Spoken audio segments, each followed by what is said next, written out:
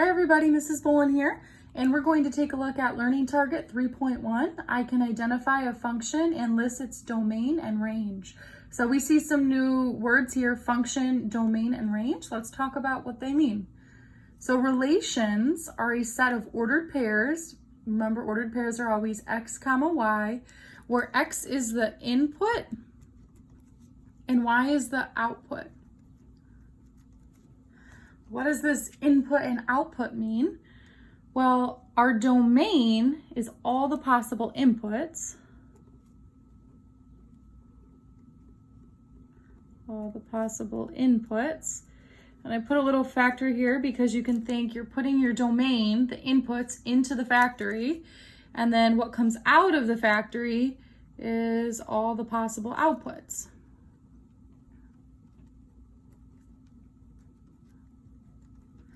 So you put something in to this relation and something comes out. In the following relation, the input x is the ages of boys and the output y is their corresponding heights. So I'm trying to use a real world example here, and actually there are 4 different ways to represent this data.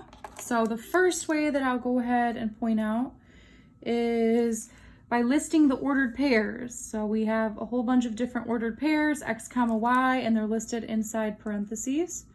So we can display data with an ordered pair.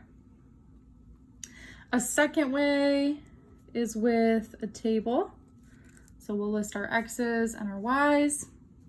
A third way is with a graph. And a last way, this might be something new to you. This is called a mapping diagram. So 4 different ways that we're going to display relationships in Algebra 1: ordered pair, table, graph, and mapping diagram. Now what we need to do is take all of these ordered pairs and use them to fill in the rest of our data sets here. So for our table, I need to fill in all of the x's. I can get all of the x values and their corresponding y values by looking at the ordered pairs. So my first ordered pair was x is 7 and y was 41. Then I have 8 and 45, 9 and 49, 10 and 52, 10 and 53, 11 and 55, and 12 and 59. So keep in mind that the x's are the boys' age in years and the y's are the boys' corresponding heights in inches. So here we've got all of the years and their corresponding heights in inches. So we filled out the data in our table. Now let's graph it. So when you go to graph, you could either look at the ordered pairs. I'm going to look at the table. So when x is 7, y is 41. So I need to go where x is 7 and y is 41. It's going to be small. When x is 8, y is 45. When x is 9, y is 49. When x is 10, y is 52. When x is 10, y is also 53. When x is 11, y is 55. And when x is 12, y is 59. So there we have a graph. We can see a general trend there. And then we need to do something here to our mapping diagram. And all you do with a mapping diagram is you use arrows to show your x values here, how they get mapped to your y values. So 7 got mapped to 41, so we will just draw an arrow showing that 7 is my input that gets mapped to 41 as my output. 8 gets mapped to 45, 9 gets mapped to 49, 10 gets mapped to 52, and 10 gets mapped to 53. 10 got mapped to 2 different numbers, right? We look at our table, it's real clear right here. 10 gets mapped to 52 and 10 also gets mapped to 53. 11 gets mapped to 55 and 12 gets mapped to 59. So these are just different ways of displaying the same data. You may have a preference which way you like to look at, but we will look at all of the different ways. We can look at this data, and it says functions are a type of relationship in which there is only one output value for every input. And if we want to make a note, our outputs are our y values, and our inputs here are our x values. So only one output for every input, meaning every x value can only get mapped to one y value. So example 1 says, determine if the above relation, so again, you can look at any of the data types that you like, any of the ways of representing data, and we have to determine if it is a function. We also have to say what's the domain and what's the range. Before I answer if it's a function, I like to do domain and range first. So keep in mind the domain is all of your x values and the range is all of your y values. So what I'm going to do for domain is list all the possible values that x could be, and I put them in these little squiggly brackets. This is called set notation. So it's saying the domain could be the set of any of these numbers that we list. So all I'm going to do, I'm going to actually just look at my table, and I'm going to list all of these x values. So x could be, or my domain could be 7, 8, 9, 10, and I'm actually not going to list a duplicate 10. That would be silly to say x can be 10, x can be 10, so you don't need to list it twice. 11 and 12, I'm going to close it with squiggly brackets. And then I'll do the same for my range. My range is the set of these numbers, 41, 45, 49, 52, 53, 55, 59. Running out of room there. So I listed my domain and my range, and now I have to say, is it a function? Is this relation a function? Yes or no? And I want to point out that right here, when x was 10, 10 got mapped to two different outputs, right? When x was 10, y could be either 52 or 53. So because this x value gets split, it could go this way or it could go this way. The answer is no, it is not a function. You cannot have an x value that gets split and sent to two different outputs. All right, so using this information here, you have a U-try to do. And for this U-try, you're going to list the domain and the range and set notation and answer, is it a function? You can use any of the data representations. It's up to you which one you prefer to look at. Go ahead, pause the video and see how you do. See how you did. The domain listed inside these set notation brackets is 20, 30, 35, and 60, and my range is 50, 85, and 100. Notice 85 was actually used twice, but again, you don't need to list the number 85 twice. And the answer is yes, this is a function. This one was actually opposite of our example because every single input gets mapped to only one output. There's no x value that gets split. Instead, we actually have two x's that get mapped to the same y value, which is okay. As long as we're looking at our domain here and none of these domain values get split, get mapped to two different outputs, then we're okay. Yes, it is a function. All right, so we talked a little bit about this set notation here, but now let's look a little bit more in depth at the notation for domain and for range. So we mentioned the squiggly brackets, and that's actually called set notation. So squiggly brackets, an example would be like 1, 2, 5, 10. And again, that just means it's the set of individual numbers. The set of individual numbers. So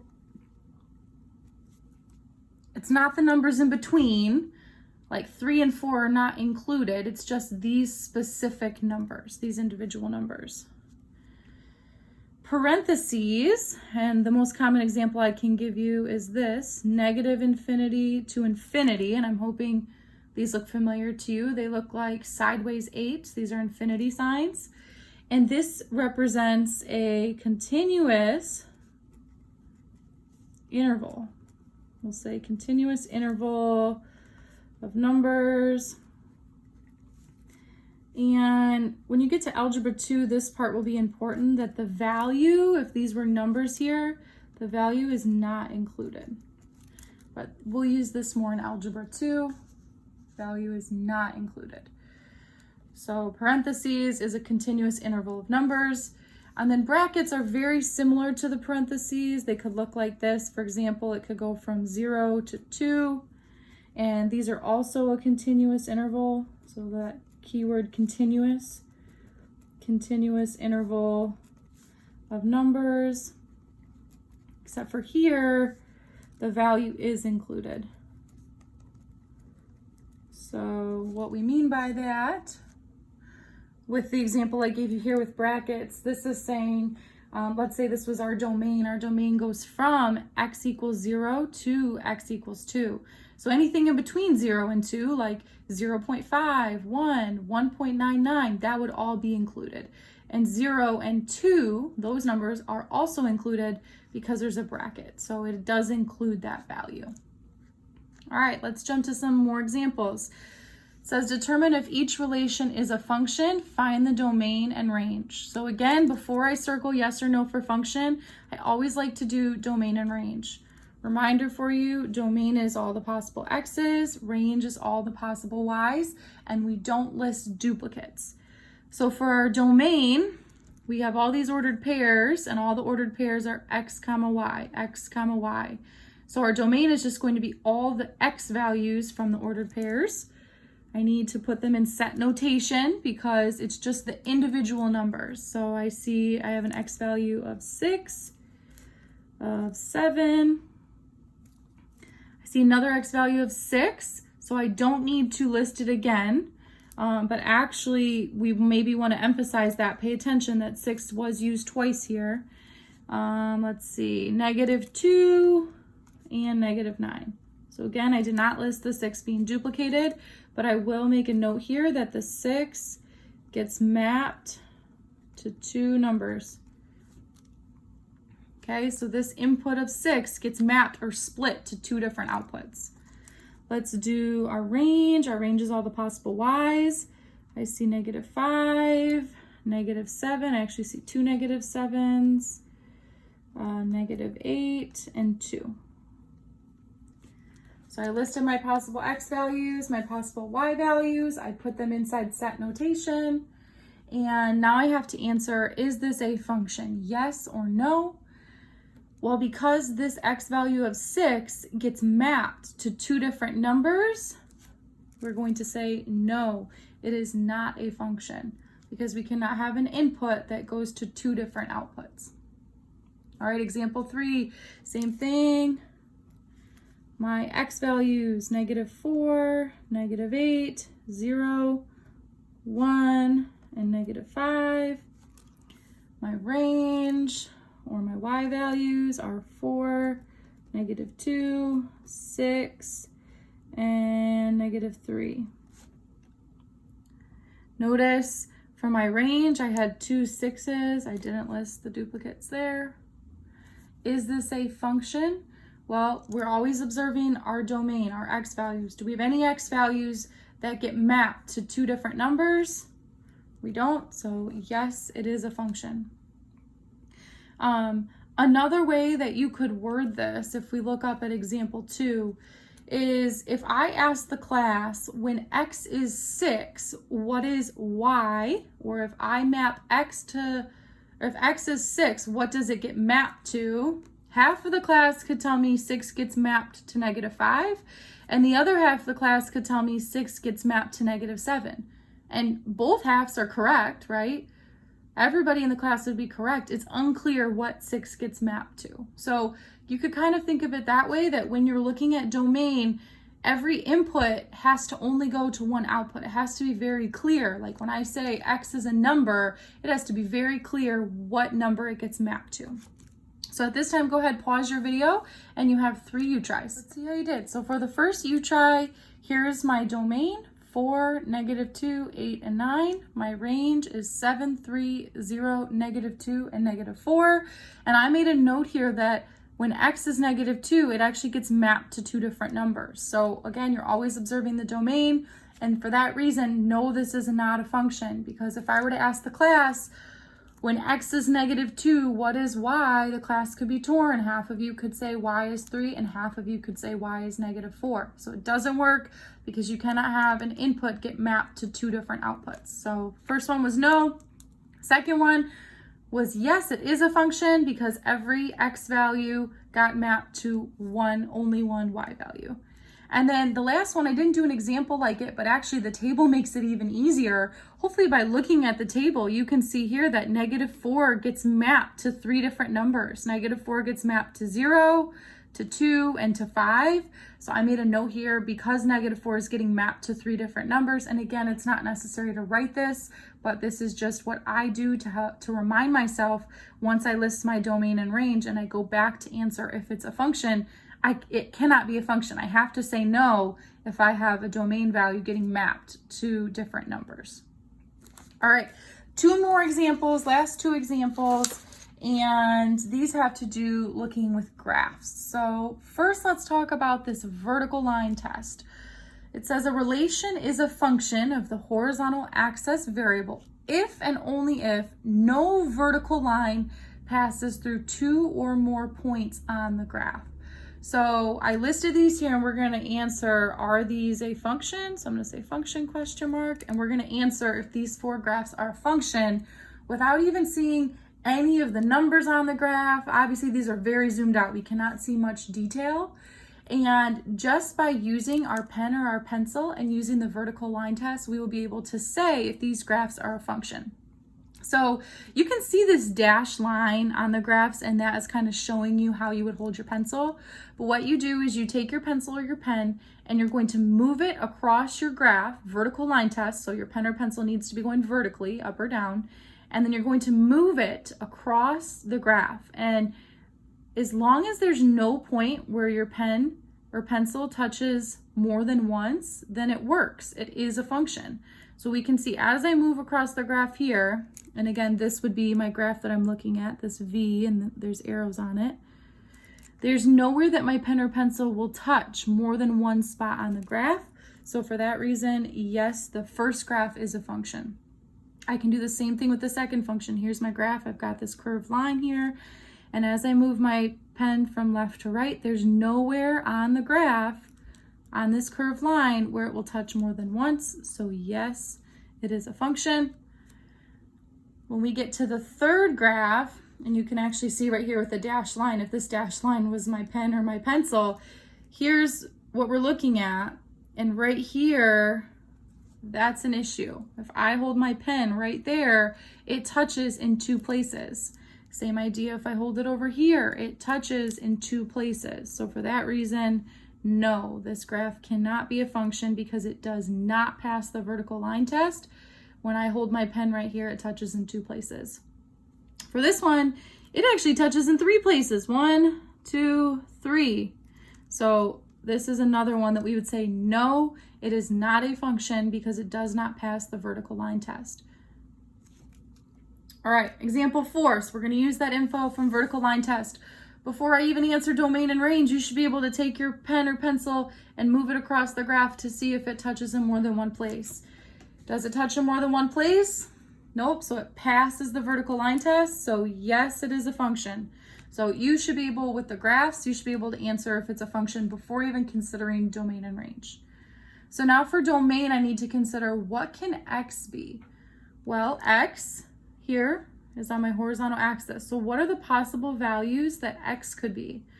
Well, x could be over here at -2. It could be over here at -3. X could actually be over here at -6 because keep in mind there are arrows here. This graph will continue on forever, getting wider and wider and wider. Same thing in this direction, continue on getting wider and wider and wider. So because of the arrows, x could be any number in the negative direction, and x could also be any number in the positive direction. So the way we can write that is -infinity to infinity.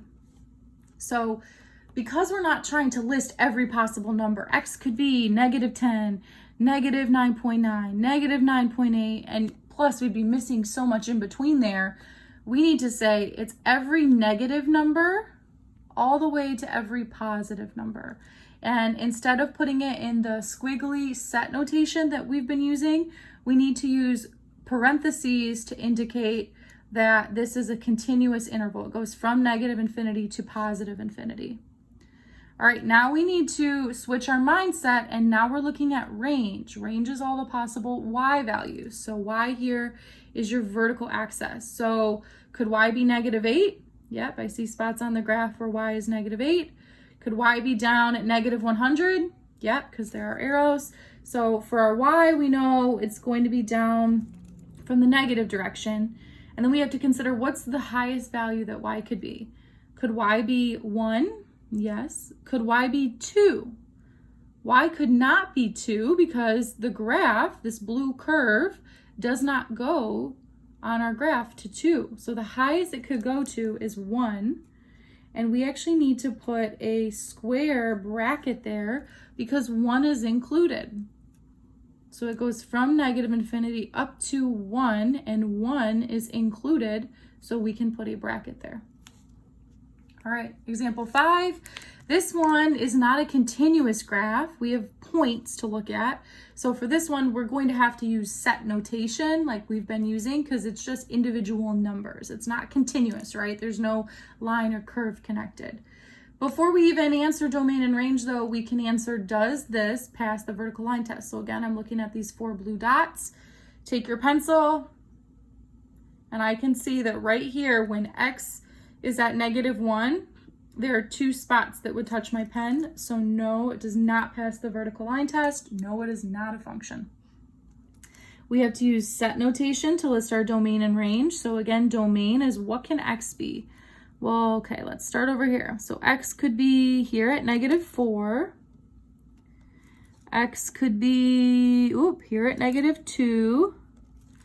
And then we said x could be here at -1. And actually, there's 2 spots at x equals -1. One up here and one down here. We don't need to list 2 -1s though. And then for our range, we also need to use set notation. But now we need to scan the graph vertically. So starting my range down here, what's the first y value? Y could be here at -2. It could be here at 3. Continuing going up, my y value could be here at 3. It could be here at 4.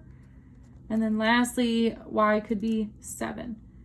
And again, these are going in set notation because it's not every number in between. It's just these specific points, values, because we have points on our graph. All right, so using this, and you can refer back to the previous page of notes where we had some notation indicated on there. Go ahead, pause the video and try these 2 problems. Let's check your U-tries. So for the first one, yes, it is a function. It did pass the vertical line test. For my domain, I'm looking, what can x be? Well, can x be over here at, say, -10? Yes, because there is an arrow. So this will continue on and get wider and wider and wider and wider. So eventually it'd be off our page, but x could be at -10. So it could be anything in the negative direction, comma, the interval all the way to, same thing going into the positive direction for x. This arrow will continue on and get wider and wider. So our domain from -infinity to infinity. And then for our range, now we need to look vertically. So my range, we see the arrow, it's going way down off my page. My range could be any number in the negative direction all the way to any number in the positive direction. The second U-try was a little bit trickier. Right away, I should be able to put my pen right here and see that it would touch 2 spots on my graph, on my blue curve here. So it is not a function because it does not pass the vertical line test. When we are considering what can my domain, my possible x values be, we are looking at the graph at x. Can x be over here at -4? No. What is the first number we come to? Here at 0. So x could be 0. So I put a bracket because 0 is included. And then x, because of the arrows, would go all the way off of our graph. So it goes from 0 to infinity in the positive direction. And then for my range, we can see here that x can be down here at -3 But there is also an arrow. So as this continues off our graph, x could be at -4, y could be at -4, -5, -6, -10. So my range, y could be anything in the negative direction. And then the same thing works as we're moving up our graph to look at y along our y-axis. Well, here we see here y can be at 3, but this arrow continues on and it will get bigger and bigger. So it should be from -infinity to infinity. The order that you write this matters. You always have to put the smallest number first. So you cannot write infinity, comma, -infinity. That would not be correct. You have to list for both domain and range the smaller number first up to the bigger number. Alrighty, thanks for watching, and please let me know what questions you have.